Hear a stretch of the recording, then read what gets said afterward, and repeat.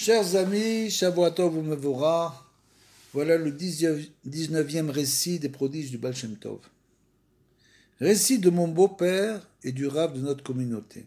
Alors que le Bech se trouvait encore dans l'auberge du village, on vint le consulter pour qu'il prie que la pluie qui se faisait rare tombe.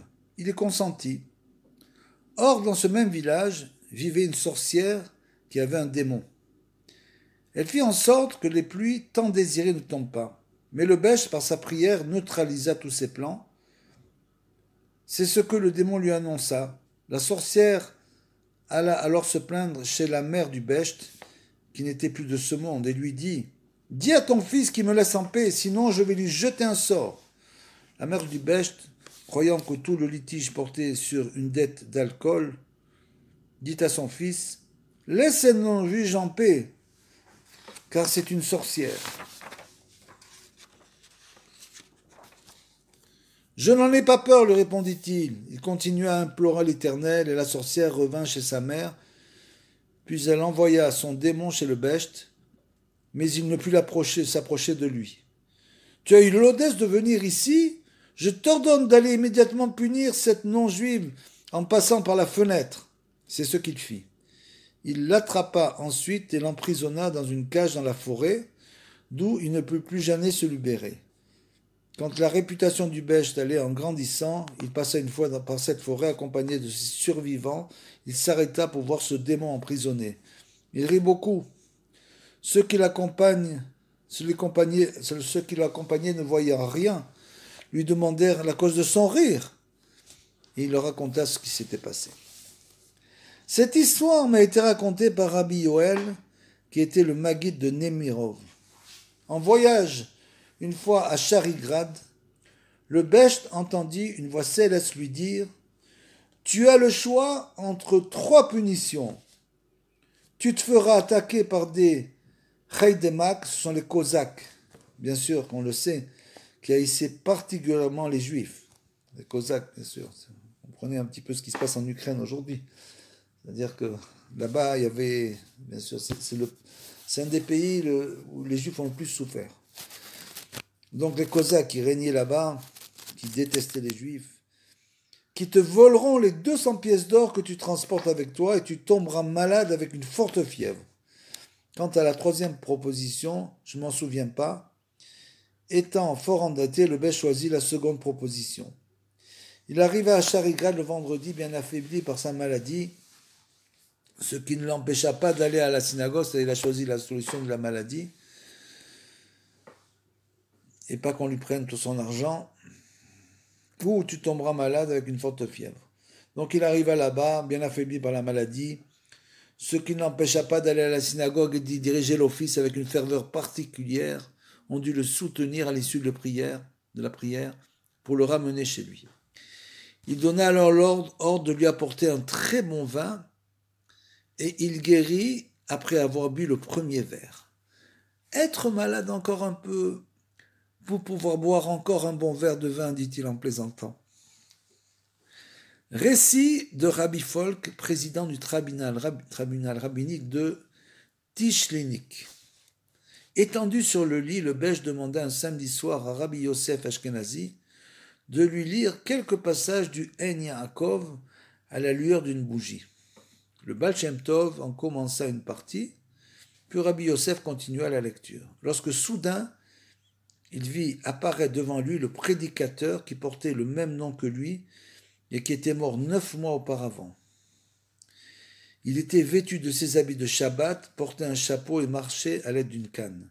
« Bonne semaine, dit-il au Becht à haute voix, comme s'il était vivant. » L'ouvrage tomba des mains de Rabbi Yosef, tant il fut saisi de frayeur. Le Becht passa la main sur son visage et il ne put le voir davantage. « Prends une bougie et mets-toi sur les côtés, lui ordonna le Becht. Car il avait l'habitude de dire qu'une seule ou 3 bougies abîment les yeux. C'est ça. Par contre, 2 bougies sont bénéfiques à la vue. Donc, on allume un nerf, par exemple, c'est bien de toujours allumer 2 nérotes en même temps. Pas un seul, d'après ce que dit le Becht. Donc, il avait l'habitude de dire qu'une seule bougie ou 3 bougies abîment les yeux. Par contre, 2 bougies sont bénéfiques pour la vue. Il prit donc une seconde bougie et s'exécuta. Le prédicateur resta en compagnie du Besht environ une demi-heure et Rabbi Yosef pouvait entendre le Baal Shem Tov lui parler. Dusht, c'est Ashkenazi en allemand, l'appela-t-il soudain. Reviens et continue à lire le Un Yaakov. De quoi as-tu peur? Est-ce qu'il a égorgé de son vivant un homme comme toi pour que tu aies peur de lui après sa mort? Qu'est-ce qui m'a donné le privilège de le voir? Demanda Rabbi Yosef. Le fait que nous ayons alternativement lu les passages du Un Yaakov nous a unis, et c'est grâce à mes paroles que tu as pu le voir. Si tu avais été plus fort, tu aurais pu l'entendre parler avec moi, tu aurais pu lui demander tout ce que tu veux, il t'aurait répondu. Tu aurais fait sa connaissance, il te serait apparu régulièrement. Rabbi Yosef eut beaucoup de peine, car le fait de voir l'âme d'un tzaddik constitue un degré de prophétie, comme il est écrit dans Sharei Kedusha de Rabbi Chaim Vital, qui était l'élève de Harizal. Pourquoi au juste est-il venu? Demanda Rabbi Yosef. Il avait besoin de moi, répondit le Besht. Rabbi Yaakov, le président du tribunal rabbinique de Sémila, qui a lui-même entendu ce récit de son père, Rabbi Meir Harif, me raconta. Le Besht vint une fois en début de semaine rendre visite au Rav de Pologne. Je ne me souviens pas si c'était à Sharingrat ou Nemirov.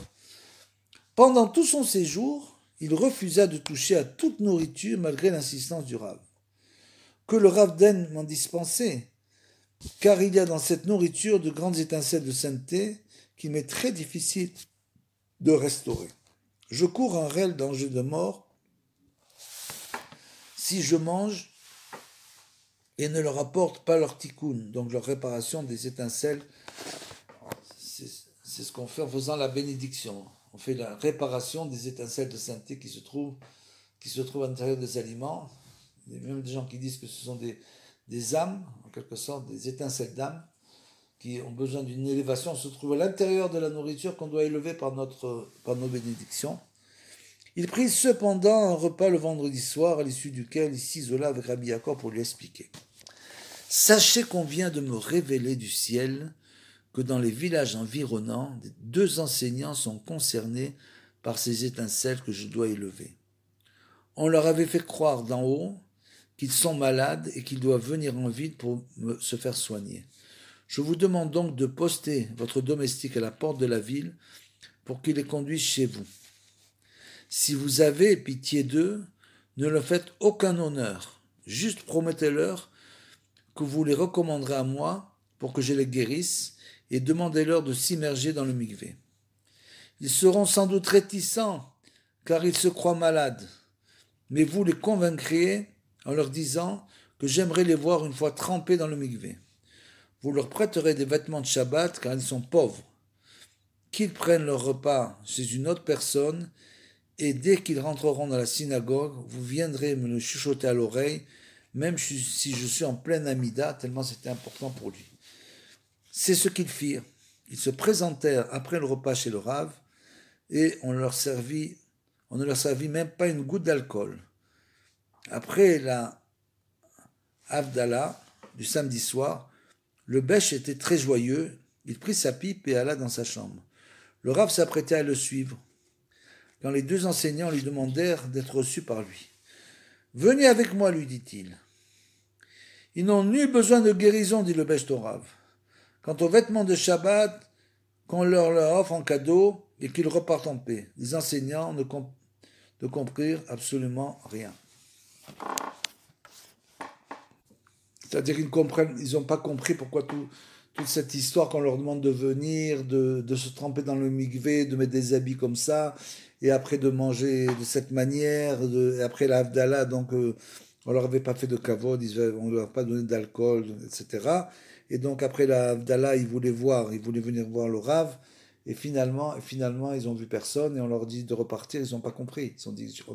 Mais le fait qu'ils aient fait toutes ces paroles que le Bech a demandé, ils ont fait leur réparation.